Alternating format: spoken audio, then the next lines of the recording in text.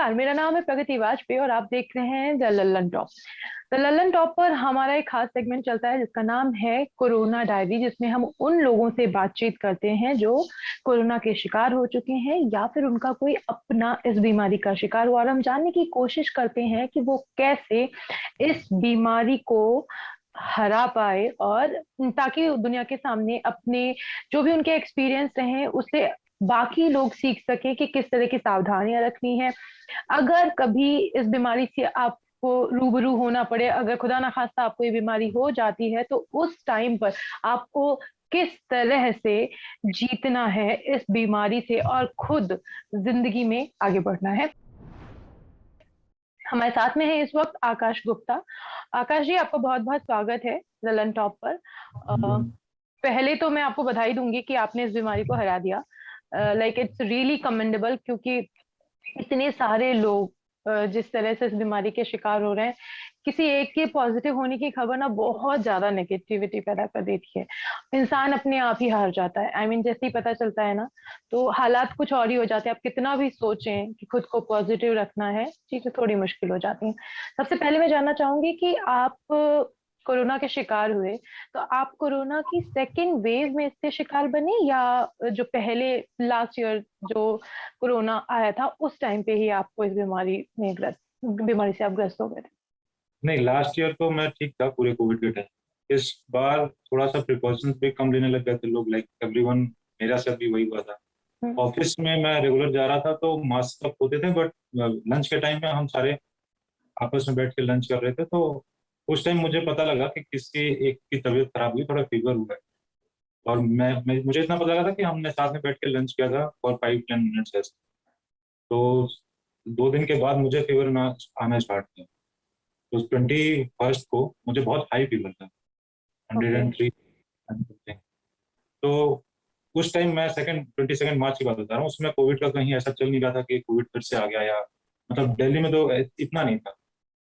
तो मुझे 103 and something fever आया, तो मैं फर्स्ट डे गया आकाश हॉस्पिटल द्वारका में, बिकॉज मुझे लगा कि इतना ज़्यादा फीवर तो मैंने अपनी लाइफ में खुद नहीं देखी आज तक।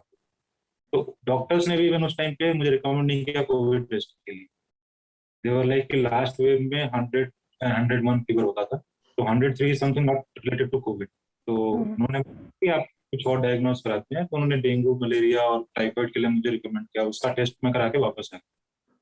तो फिर 2 दिन तक फीवर मेरा गया नहीं, और वीकनेस बहुत ज्यादा हो। और फीवर मुझे ऐसा था कि मैं पीसीएम मतलब पैरासीटामोल 650 हाई डोज के 3 टाइम ले रहा था, बट वो 1 घंटे के बाद 2 घंटे के बाद फीवर कम होता था, फिर वापस से बहुत हाई। तो I was not diagnosed with Covid for 3 days. कि 3 दिन मेरे साथ ऐसा था कि मुझे नहीं पता, डॉक्टर्स ने रिकमेंड भी नहीं किया था, बिकॉज उस समय इतना दिल्ली में नहीं था कि लोग फ्रिक्वेंटली कोविड के साथ इतनी तेजी से हो रहे हैं। बट आफ्टर माई फ्रेंड जिसके साथ मैं लंच किया था, उसको भी फीवर था, and he was diagnose with Covid in another hospital.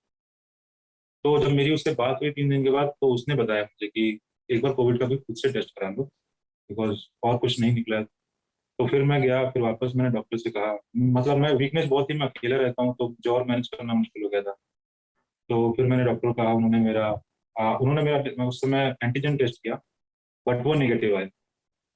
तो ही सेड कि नहीं नहीं ओके है, मतलब इतना हाई फीवर कोविड का सिम्टम है नहीं, और मुझे कोई और दूसरे सिम्टम नहीं थे टाइम पर।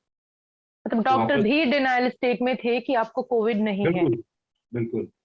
डॉक्टर, और बहुत रेपुटेड हॉस्पिटल है, कोविड डेडिकेटेड हॉस्पिटल है आकाश हॉस्पिटल द्वारका में।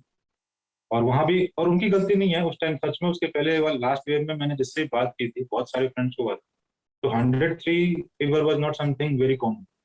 तो फीवर भी 2 दिन 3 दिन रहता था। बाकी कफ के सिम्टम्स थे, या फिर गले में प्रॉब्लम होती थी, लोगों को वॉमिटिंग, नोजिया, इस टाइप के सिम्टम्स थे, बट इतना हाई फीवर नहीं था। और वो लोग कह रहे थे कि डेंगू में ऐसा होता है, ये टाइम चल रहा है डेंगू का, या फिर ऐसा कुछ। तो डॉक्टर्स भी डिनायल मोड में थी। तो तो 22 कितने दिनों के बाद जाकर के आपने खुद से इनिशिएटिव लिया कि अभी मुझे कोविड का आरटीपीसीआर टेस्ट करा लेना है? हाँ, मुझे 4 दिन के बाद जब मेरा फीवर उतर नहीं रहा था, बिल्कुल डाउन में था, मुझे सारे रिजल्ट्स आ गए, बाकी डेंगू वाले, मलेरिया वाले ब्लड टेस्ट के, उसमें कुछ भी डेट नहीं हुआ। तो फिर मुझे लगा, मैं अकेला रहता हूँ, मुझे डर भी लग गया था कि समथिंग हैपेंस, क्या हो रहा है मुझे नहीं पता। तो फिर मैंने अपने फ्रेंड को बोला कि कोई आरटीपीसीआर वाला घर पे आके कर, बिकॉज मैं वीक इतना हो गया था, मैं हॉस्पिटल जा नहीं सकता था, या फीवर मुझे कंटिन्यू रहता था 24 आवर। तो फिर उसने एक रिकमेंड किया कि ठीक है घर पे आके कर लेंगे। तो फिर घर पे आके उसने बुक किया मुझे थायरो केयर से, और वो आके उन्होंने टेस्ट किया, तो नेक्स्ट 24 आवर्स में मुझे फिर पता लगा कि देखो। अच्छा, जिस दौरान आपको नहीं पता था, इनफैक्ट डॉक्टर्स, ये जो मेडिकल रिपोर्ट्स थी वो भी नेगेटिव बताई जा रही थी, आपको किसी तरह का मतलब अंदाजा ही नहीं था कि आप कोविड के शिकार हैं, क्योंकि आपको मेडिकल जो रिपोर्ट्स आ रही थी, जो डॉक्टर्स आपको एडवाइस कर रहे थे, वो भी इस तरह की कोई चीजें पुख्ता नहीं हो रही थी। तो उस दौरान आप लोगों से मिल रहे थे? नहीं, मैंने फर्स्ट डे जब मुझे फीवर हुआ, तो उस दिन मैंने एक फ्रेंड से हेल्प करी थी कि मुझे मेडिसिन ला के दे दे, क्योंकि मैं हॉस्पिटल से आया था तो उन्होंने कुछ मेडिसिन रिकमेंड करी थी, मैं वापस जाके ले नहीं पा रहा। तो उसने मुझे ड्रॉप किया, लेकिन मैं खुद से सेल्फ, क्योंकि मुझे लग गया था कि हो सकता है मे बी कि मतलब एक दो दिन मैं वेट कर मतलब लेता हूँ। आपने प्रिकॉशनरी चीजें लेते हुए उनसे मुलाकात नहीं की थी, ऐसा कहना हाँ, चाह मैंने रहे हैं? मैंने अपने मेड को भी मना कर दिया था, और मैं मिला नहीं। चलिए, बहुत अच्छी बात। अब जबकि आपको पता चल गया कि आप कोरोना के शिकार हैं, तब फिर आपने किस तरह के प्रिकॉशन लिए? और सेकंड चीज, सबसे बड़ी चीज, आप पहले ही बता चुके हैं कि आप अकेले रह रहे थे, उस पूरे दौर को, उस पूरे हालात को आपने कैसे मैनेज किया? लाइक अगर मैं खाने की बात करूं, क्योंकि आप ऑलरेडी बता रहे हैं कि आपको बहुत ज्यादा वीकनेस थी, तो ऐसे हाँ, टाइम पे और एक पेशेंट के लिए बहुत ज्यादा जरूरी हो जाता है कि उसको प्रॉपर डाइट मिले, उसको मेडिसिन वगैरह टाइम पे मिले। तो इन सब चीजों को आपने कैसे मैनेज किया? मुझे तो लगता है कभी कभी अच्छा हुआ कि मुझे पता नहीं चला स्टार्टिंग के चार, बिकॉज कभी आप डिनायल मोड में चले जाते हो कि चलो आपको बीमारी नहीं है, तो एक स्ट्रेंथ मिलती है कि चलो फीवर है, नॉर्मल उतर जाएगा। अगर मुझे कोविड जैसा कुछ लगता तो फिर थोड़ा सा जो पैनिक क्रिएट हो जाता है एक ऑटोमेटिक, वो लोगों के साथ बहुत था। तो मुझे थोड़ा सा था कि फीवर होता था जब मैं मेडिसिन लेता था, तो मुझे एक दो घंटे के लिए फीवर डाउन होता था। तो उस टाइम पे मैं अपने लिए कुकिंग कर लेता था, क्योंकि मैंने मेड को मना किया था, मुझे लग रहा था कि कहीं ऐसा ना हो कि वो स्प्रेड हो। तो मैं अपने लिए मतलब खिचड़ी या कुछ भी ऐसे नॉर्मल बहुत ही जो इजीली डाइजेस्ट हो जाए कुछ थोड़ा सा बना लेता था। बाकी मैंने जो होम डिलीवरी वाले हैं उनसे कह दिया था कि मेरे घर पे ड्रॉप कर दें। तो मेरी ग्रोसरी ज्यादा रही थी, नारियल पानी मैंने मैक्सिमम यूज किया कि कोई मुझे मतलब प्यास बहुत लगती थी बिकॉज ऑफ हाई फीवर। तो मैं ORS और नारियल पानी मतलब वैसे यूज करा था। Coconut water was very much helping, because वो ड्राइनेस जाती नहीं थी अंदर से, इतनी तेज फीवर। तो आई विल रिकमेंड कि आप मतलब जितना हाइड्रेट करेंगे खुद को उतना आपको और अच्छा फील होगा। मतलब आपको हाइड्रेट करने के 5-10 मिनट के बाद खुद से अच्छा लगता है कि यार मतलब थोड़ा सा नॉर्मल हुआ है। अच्छा, यू विल आप कम टू फील। आपका ये कोविड जो आपको हुआ, वो कितने दिनों के बाद ठीक हो गया था, व्हेन यू कम नेगेटिव? मुझे 6 दिन तो फीवर था। उसके बाद जब मेरा टेस्ट हो गया उसके बाद एक चीज हुई कि टेस्ट के बाद दिल्ली गवर्नमेंट से मुझे फिर रेगुलर कॉल आना। उन्होंने मेरा नाम वो कर लिया था कि मतलब मुझे कोविड पॉजिटिव है। तो उन्होंने मुझे फिर मेरे घर पे मतलब एक ऑक्सीमीटर पल्स मीटर भी दिया था। तो they were asking me regularly in the morning की क्या पल्स मतलब ऑक्सीजन मीटर क्या है। मुझे जब ये पता हो गया कि कोई मतलब है जो देख रहा है समझ रहा है, और मुझे ये बता दिया गया था कि अगर पल्स रेट 95 से 94 से नीचे जाती है अगर तो then you have to worry, otherwise it will go down. तो उसके बाद से फिर मुझे करीब 8-10 दिन लगे वीकनेस से रिकवर होने में। उसके बाद मैं फिर 2-3 दिन में नॉर्मल हुआ, और मेरी रिपोर्ट आई मैंने वापस कराई थी 12 अप्रैल को, तब जाके वो नेगेटिव आई। 22 मार्च को आपको पहली बार ऐसा लगा कि आपको है, लेकिन आप 4-5 दिन ऐसे डिनाइल में रहे। उसके बाद 12 अप्रैल, लास्ट 12 अप्रैल को आपको आपका कोविड मतलब खत्म हुआ, आपको नेगेटिव। अच्छा, इस जिस टाइम पे आप कोविड से जूझ रहे थे, उस टाइम पे, क्योंकि आपने बताया कि आपको जो सिम्टम्स थे वो बहुत अलग थे, हाई फीवर आ रहा था जो पिछली बार नहीं हो रहा था। हम्म। इसके अलावा जो बात की जाती है कि कोरोना में सेंस ऑफ स्मेल चला जाता है, तो ऐसे कोई सिम्टम्स भी आपको हुए थे कि आपका स्मेल सेंस चला गया, या चीजों में टेस्ट नहीं आ रहा हो? ये बहुत बाद में हुआ मुझे, आफ्टर मतलब जो फीवर का टाइम था वो चला गया। उसके बाद मुझे लग रहा था कि मैं शायद कुकिंग करके बोर हो गया हूँ, इसलिए मुझे समझ नहीं आ रहा। तो मुझे बस नमक का टेस्ट आता था, या फिर बहुत चीजें कोई मिर्च है तो टेस्ट आता, अदरवाइज मुझे बाकी सारी चीजें सेम लगती थी। तो वो अभी कॉमन है, क्योंकि मेरे ऑफिस में मेरे बाद मतलब मुझे पता लगा कि 12-13 लोग और हैं जो इन्फेक्ट हुए थे, और मोस्टली सिम्टम्स सबके मेरे जैसे ही हुए थे कि फीवर हाई था सब। इस टाइम पे बहुत सारे लोग ऐसे थे, और एक फ्रेंड जो था उसको सीरियस मतलब भी हो गया था, उसको ICU में जाना पड़ा था, बट थैंक गॉड वो फिर रिकवर हुआ। मेन थिंग जो है कि अगर आप घर पे हो, आइसोलेट हो, आपको फीवर भी है कुछ भी हो, अगर आपका ऑक्सीजन लेवल सैचुरेट है और मेंटेन है, तो ये अपने आप ही ठीक हो रहा है मतलब। डोंट थिंक कि कोई मेडिसिन भी ऐसा कुछ है कि जो कुछ बहुत हेल्प किया किसी चीज में। अच्छा, आपको कोविड हुआ, उसके पहले क्या आप इम्यूनिटी बूस्टर्स, जैसे कि बहुत चल रहा है कि विटामिन सी और विटामिन डी के कैप्सूल्स लेने चाहिए और जिंकोविट लेने की चाहिए, क्या आप इस तरह की किसी इम्यूनिटी बूस्टर डोज पे थे? मतलब वैसे तो हेल्थ एंड फिटनेस में रहता हूँ, मैं थोड़ा एक्टिव हूँ स्पोर्ट्स में, तो मुझे वैसे जरूरत नहीं पड़ती। और मुझे जब तक पता नहीं था कोविड हुआ 4-5 दिन स्टार्टिंग के, तो मुझे किसी ने रिकमेंड भी नहीं किया कि विटामिन सी या जिंक ऐसा लेना। एंड फिर मैं बायोटेक्नोलॉजी से, मतलब मेरा बैकग्राउंड इंजीनियरिंग का है और मैंने पढ़ा भी है वायरस पे, मेरी मतलब पीएचडी भी है वायरोलॉजी में। तो नाइस। मुझे पता था कि बहुत कुछ ऐसा हेल्प नहीं कर सकता। वंस यू आर इन्फेक्टेड तो फिर उसके बाद आप लोगे तो वो प्रिकॉशनरी होता है, प्रिवेंशन के लिए ठीक है vitamin C and all the vitamin, but once you are infected with COVID तो बॉडी ही अपनी फाइट करती है। आपको उस टाइम पे बस ये करना है कि कोई दूसरा इन्फेक्शन ना हो once you are in virus state. तो उसके लिए एंटीबायोटिक्स दे रहे हैं बाकी डॉक्टर्स, बट मेरे केस में मैंने कोई भी यूज नहीं किया था। मैं फ्रेंकली बता रहा हूँ कि मैंने सिर्फ और सिर्फ पैरासिटामोल यूज किया था to get rid of the fever. Otherwise I was only taking oral hydration solution ORS और नारियल पानी, और बाकी मैं प्रोटीन्स ले रहा था अपने डाइट। जो मैं सुबह में चने या फिर मैं एग्स ले रहा था और खिचड़ी बना के खाता था most of time for digestion. तो बाकी मैंने किसी भी एक भी सप्लीमेंट आउटसाइड नहीं लिया, विटामिन सी जिनको कुछ भी नहीं किया था, क्योंकि मुझे जब डिटेक्ट हुआ था तब तक ऑलरेडी मेरा फीवर डाउन हो चुका था।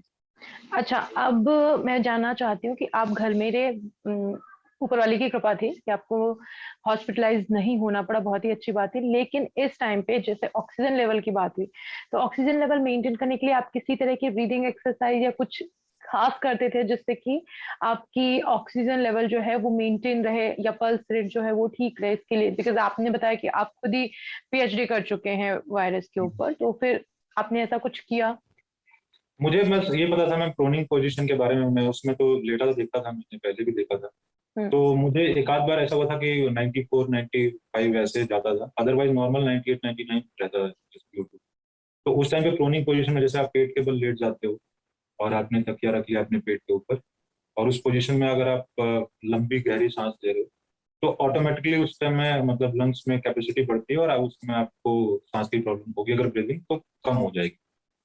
और मैंने ये काम किया था, मैं मॉर्निंग में उठ के प्राणायाम भी करता था। तो सुबह उठ के जब भी मुझे ऐसा लगा कि मैं ज्यादा देर तक एक पोजीशन में लेटा हूँ तो मैं चेंज करता था साइड, क्योंकि पीठ के बल इस समय रिकमेंडेड है कि अगर आप लेटे हो तो थोड़ा प्रॉब्लम होती है सांस की, और ब्रीदिंग प्रॉब्लम जिसको है उसको इस समय रिकमेंडेड भी नहीं है कि आप पीठ के बल लेटो। तो बेस्ट है कि आप साइड करवट में जाओ, दोनों चेंज करते रहो, पेट के बल लेटो अगर ऐसा फील हो रहा है कि ब्रीदिंग इश्यूज हैं। और बहुत रेयर है ये प्रॉब्लम, है कि लोग पैनिक इतना कर रहे हैं इस टाइम पे, क्योंकि मेरे उसमें मतलब अगर मैं अपना एक ग्रुप देखूं तो मेरे ऑफिस में ही करीब 100 से 150 लोग हैं जो एक साथ एक ही मतलब फ्लोर पे हैं। उसमें से विद इन लास्ट 20 डेज करीब 25-30 लोग इन्फेक्ट हो चुके हैं। और वो सब के सिम्टम्स सिमिलर ही थे जैसे मेरे थे। हाई फीवर के साथ स्टार्ट होता है, किसी को 2 दिन रहा, किसी को 4 दिन रहा, किसी को 8-8 दिन तक फीवर आया है हाई।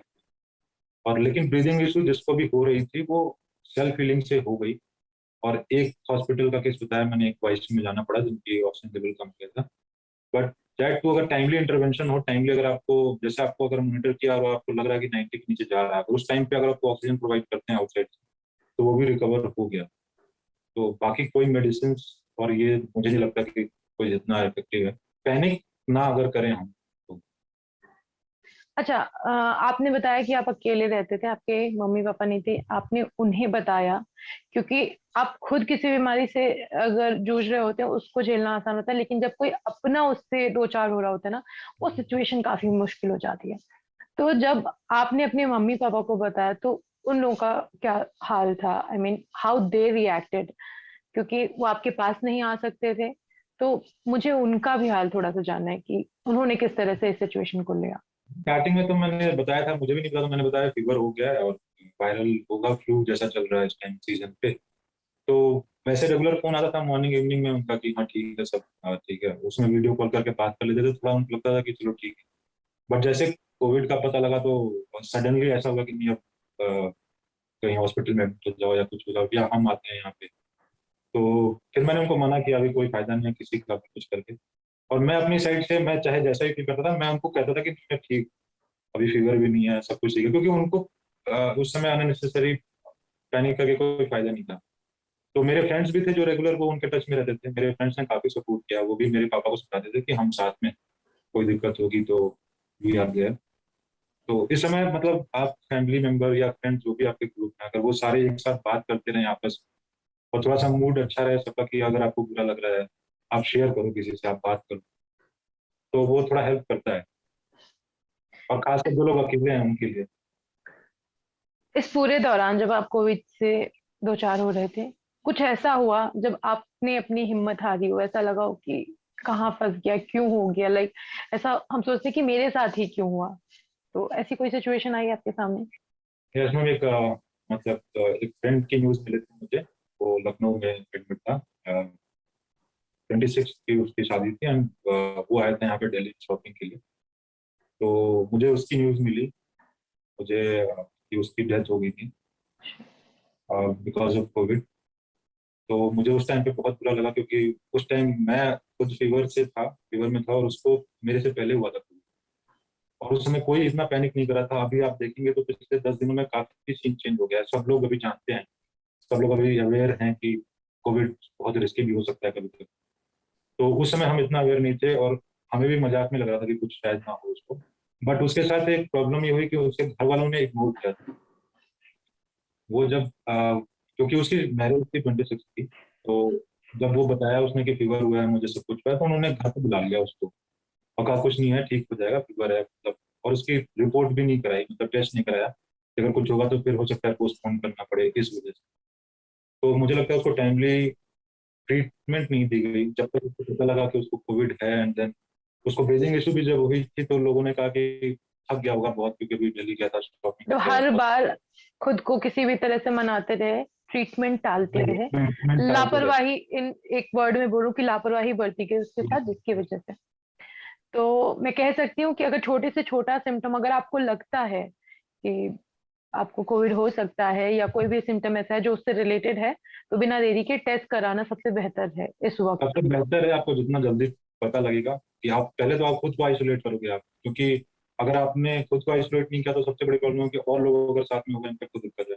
दूसरी चीज है, आपको अगर टाइमली पता है कि आपको फीवर है, तो आप उस चीज को एक्सेप्ट करते हो कि चलो मुझे फीवर आ रहा है, symptoms, वो टाइम के साथ ही जाएंगे, आप मैनेज करने जाते हो, ठीक है कोई नहीं अभी, और बाकी लोगों से बात करते हो कि किसका कितना टाइम में ठीक हुआ, कैसे हुआ।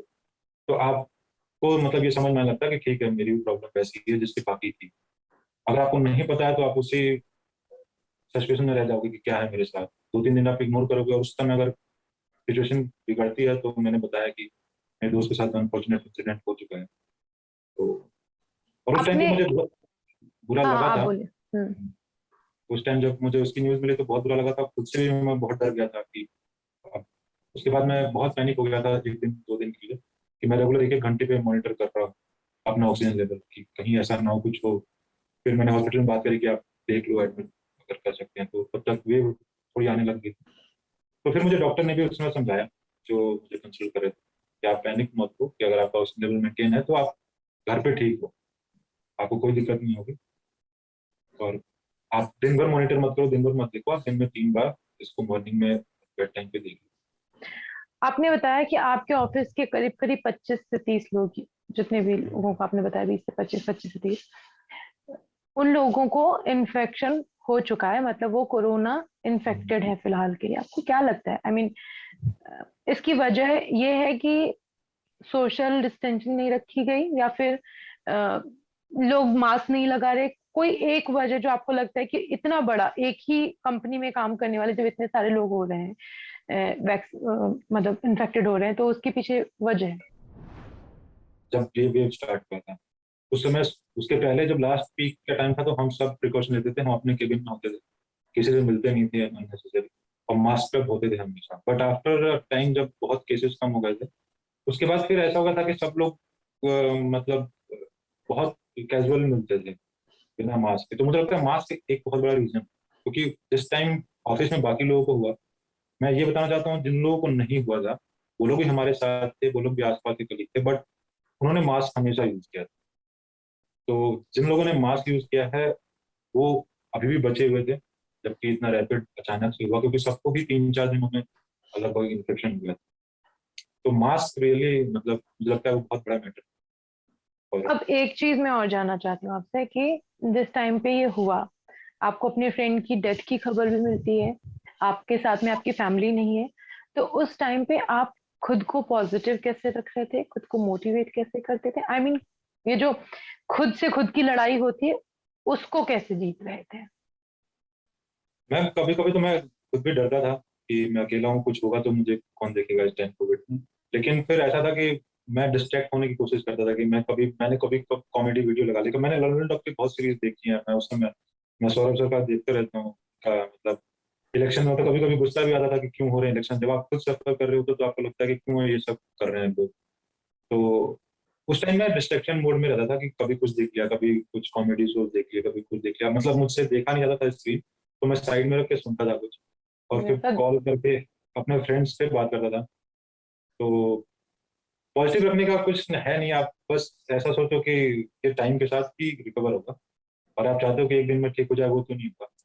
तो थोड़ा टाइम दे के अपने आप को, और बस ये है कि आप शुरू करते रहो कि अब प्राणायाम मुझे हेल्प कर रहा था मॉर्निंग, क्योंकि मुझे उससे लगता था कि चलो ब्रीदिंग एक्सरसाइज एक अच्छी है। कोई एक सलाह जो आप आज की तारीख में लोगों को देना चाहेंगे, जिस तरह से ये सेकेंड वेव में लोग हर तीसरे दिन, मतलब हर दिन के साथ जो केसेस हैं उनकी संख्या बढ़ रही है, हम रेड लिस्ट में आ चुके हैं, तो इससे लोग बच सकें उसके लिए कोई सलाह, कोई एडवाइस देना चाहेंगे या कुछ बताना चाहें अपने हाँ, एक्सपीरियंस से? मैं ये बता सकता हूँ कि मैं जब इन्फेक्टेड हुआ था तो थैंक गॉड कि मेरी वजह से कोई और इन्फेक्टेड नहीं हुआ, ये मैंने इंश्योर किया था। मैं अकेला रहता था, मैंने उसका भी यूज किया। मैं किसी फ्रेंड से नहीं मिला उस पूरे ड्यूरेशन में। मुझे होली पे घर जाना था, मैंने वो भी अवॉइड किया कि नहीं जाना, घर से भी किसी को नहीं मिलने दिया। मैंने अपनी मेट को भी मना किया था। तो जितना टाइम मैं आइसोलेट था, एटलीस्ट मुझे पता है कि मैंने किसी को स्प्रेड नहीं किया। तो वो एक बहुत इंपॉर्टेंट स्टेप है। और एडवाइस मैं ये करूंगा, जब तक हम पैनिक नहीं थे, उसी वजह से हमें हुआ है, जब तक हमने बिल्कुल अपना गार्ड लो कर दिया था और मास्क नहीं लगा रहे थे।